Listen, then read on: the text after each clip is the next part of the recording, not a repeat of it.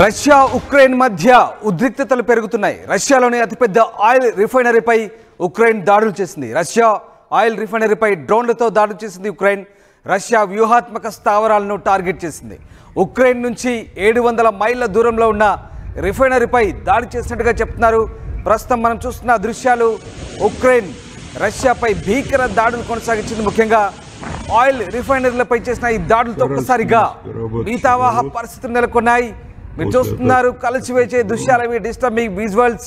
ముఖ్యంగా రష్యాకు సంబంధించినటువంటి అతిపెద్ద ఆయిల్ రిఫైనరీలపై ఉక్రెయిన్ చేసిన దాడులకు సంబంధించిన తాజా దృశ్యాలవి. రష్యా ఆయిల్ రిఫైనరీపై డ్రోన్లతో ఉక్రెయిన్ దాడి చేసినట్టుగా తెలుస్తుంది. రష్యా వ్యూహాత్మక స్థావరాలను టార్గెట్ చేసిన ఉక్రెయిన్ ఈ దాడులకు పాల్పడ్డట్టుగా తెలుస్తుంది. ఉక్రెయిన్ నుంచి 700 మైళ్ళ దూరంలో ఉంది ఈ రిఫైనరీ. దానికి సంబంధించిన దృశ్యాలు మీరు చూస్తున్నారు. 14 января 25 года.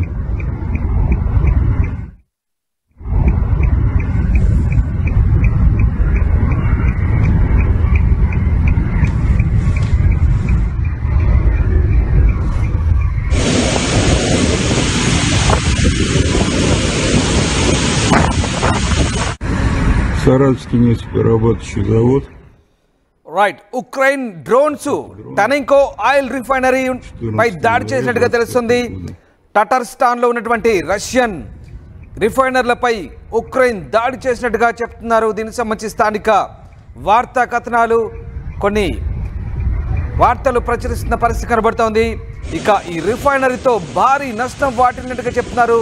పూర్తిగా మౌలిక సదుపాయాలన్నీ కూడా దెబ్బతిన్నట్టుగా తెలుస్తుంది. రష్యాకు అత్యంత భారీగా నష్టం వాటిల్లినట్టుగా చెప్తున్నారు. అతిపెద్ద ఆయిల్ రిఫైనరీలో ఇదొకటిగా చెప్తున్నారు. ముఖ్యంగా ఉక్రెయిన్ చేసిన ఈ లక్షిత దాడులతో ఒక్కసారిగా టటరిస్టాన్లోని ఈ రిఫైనరీ పూర్తిగా దగ్ధమైనట్టుగా తెలుస్తుంది. మనం చూస్తున్న ఆ దృశ్యాలు తాజాగా ఉక్రెయిన్ చేసిన దాడికి సంబంధించిన దృశ్యాలు.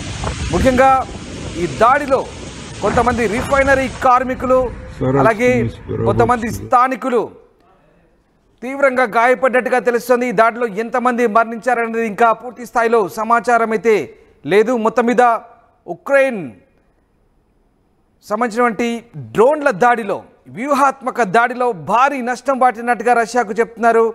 ఇక మొత్తం మీద ప్రస్తుతానికి ఈ రిఫైనరీ అయితే చాలా కీలక పాత్ర పోషిస్తుంది రష్యన్ మిలిటరీకి. ముఖ్యంగా రష్యన్ మిలిటరీకి ఈ రిఫైనరీ నుంచే పూర్తి స్థాయిలో కావాల్సినటువంటి ఇంధన సామాగ్రిని సరఫరా చేస్తున్నట్టుగా తెలుస్తుంది.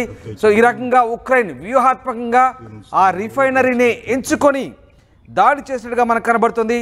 ఆ రిఫైనరీ అలాగే దానికి సంబంధించిన డిపోల మీద, చాలా కీలకమైనటువంటి డిపోలు ఇవి, ఆయుధ కర్మాగారాలు ఏ రకంగానైతే ఉంటాయో ఇంధన కర్మాగారంగా చెప్తున్నారు. రష్యా మిలిటరీకి సరఫరా చేసే ఇంధనం అంతా కూడా ఇక్కడి నుంచే వెళ్తుందని చెప్తున్నారు. సో ఆ డిపోల మీద వ్యూహాత్మకంగా దాడి చేసినట్టుగా చెప్తున్నారు.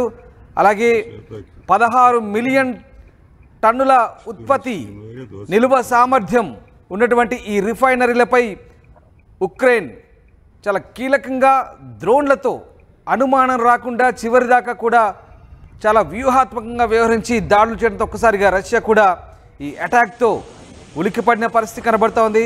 మొత్తం మీద టనెకో రిఫైనరీ మీద చేసినటువంటి ఈ దాడితో ఒక్కసారిగా రష్యా ఉలిక్కిపడ్డ పరిస్థితి. దాదాపు 1300 కిలోమీటర్ల దూరంలో ఉన్నటువంటి ఈ లక్ష్యాన్ని, బార్డర్స్ని ఛేదించుకొని ఉక్రెయిన్ డ్రోన్లు ఈ దాడికి తెగబడ్డట్టుగా చెప్తున్నారు.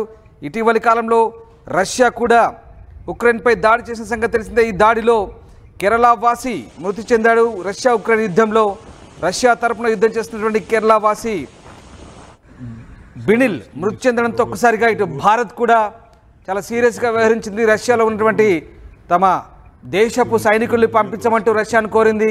దీనికి పుతిన్ కూడా గతంలోనే అంగీకరించారు. కానీ బినిల్ తన ఇష్టపూర్వకంగానే సైన్యంలో కొనసాగుతూ మృతి చెందినట్టుగా చెప్తున్నారు. సో ఆ రకమైనటువంటి ఉద్రిక్త పరిస్థితులు అయితే కొనసాగుతున్నాయి. సో రష్యా చేసినటువంటి దాడులు ముఖ్యంగా ఉక్రెయిన్ మళ్ళీ రెచ్చగొడుతున్నాయి. రష్యా చేసినటువంటి దాడిలో ఒక పిల్లల ఆసుపత్రితో సహా అక్కడ చాలా వరకు డ్యామేజ్ అయ్యాయి, చాలామంది మృత్యువాత పడ్డారు. ఈ రకంగా రష్యా చేస్తున్న దాడులపై మరొకసారి చాలా సీరియస్గా వ్యవహరిస్తున్న ఉక్రెయిన్ ఈసారి ప్రతీకార దాడులను పెంచింది. ఆ దాడుల్లో భాగంగానే సరిగ్గా ఇవాళ ఈ దాడికి పాల్పడ్డట్టుగా తెలుస్తోంది.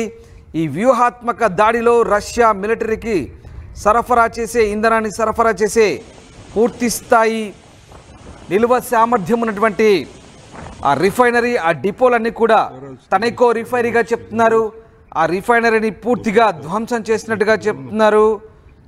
మొత్తం మీద ఈ ప్రాంతంలో ఒక్కసారిగా మీరు చూస్తున్న దృశ్యాలు, భారీ అగ్నికిరణలు ఎగసిపడుతున్నాయి. డ్రోన్ల దాడితో అసలే ఇంధనం కావడంతో భారీగా మంటలు ఎగిసిపడుతున్నాయి. సో భారీ నష్టం అయితే సంభవించింది.